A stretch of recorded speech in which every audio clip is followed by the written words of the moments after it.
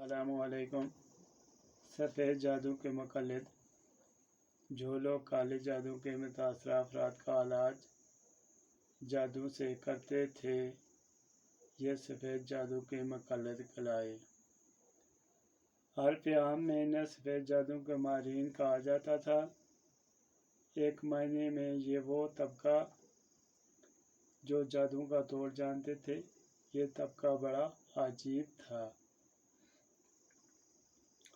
अमूमन जादू का मुक़ल्लिद वो लड़की या लड़का होता था जो अपने घर में सातवीं औलाद होता था। इस तरह ये वो कहते थे कि इनकी ताकतें मावारसी हैं। ये सिर्फ मंत्रों और तवीज़ात से ही जादू का तोड़ नहीं करते थे, बल्कि जड़ी बूटियों से बीमारों का इलाज भी करते थे। जादू का तोड़ ये इस तरह करते थे कि जादू के ज़रिए आने वाली बीमारी को वो किसी जानवर में मुंतकिल कर देते थे। वो शख्स जो जादू के ज़ेर असर आ जाता था, सफ़ेद जादूगर के पास जाता था और ये जादूगर से कुछ ऐसे तरीके बताया करता था जिनसे वो अपना दफा कर सकता था। मिसाल के तौर पर जादूगर इसे बताता था कि उस आदमी के पैरों का निशान तलाश करे जिसके बारे में उसे शुबा है कि इसने जादू किया है। फिर इस निशान पर एक कील गाड़ दे और फलां मंत्र पढ़े, या फिर कील पर सफ़ेद जादू का अमल करके देता था। इसके नतीजे में जादू करने वाले के पाँव में एक ज़ख्म नमूदार हो जाता था और इससे ये पहचान हो जाती थी कि सफ़ेद जादू के मुक़ल्लिद ने फलां मुजरिम को पकड़ लिया।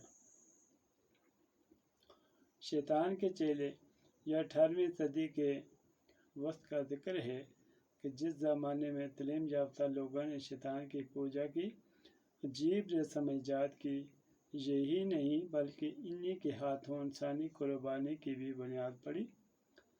और तो जो ही जादू के ख़िलाफ़ राज क़वानीन मनसूख हुए, इन्होंने अपनी तवज्जो ब्लैक मैसेज स्याह इज्तिमा की तरफ मबज़ूल कर दी। 1745 ईस्वी में इन लोगों ने एक अल्फ़ की बुनियाद रखी और इसके लिए एक बर्बाद शुदा इमारत, इसे आहमेडन आम का इंतखाब किया। इस क्लब में उस वक्त की चंद मशहूर हस्तियाँ भी मेंबर थीं और इसका सरबराह सर फ्रांसिस डिश वुड था। वो एक तालीम याफ्ता और बाअसर आदमी था। इस क्लब के मकासद में नंगे नाच, फाश और गंदी हरकत और शैतानी पूजा शामिल थे। यह क्लब बाद में एक दूसरे मकाम पर मुंतकिल किया गया और वहाँ इसका जो आल था, इसमें अजीब व गरीब फ़ोटो हाफिज़ा किए गए थे। इसमें एक चप्पल गिरजा भी मौजूद था जिसमें खुदा की जगह शैतान की पूजा होती थी। लंदन की बस्तियों से जो जोशीली लड़कियां यहाँ लाई जाती थी, उनसे जश्न के दौरान एनिवर्सरी का लुत्फ़ उठाया जाता था।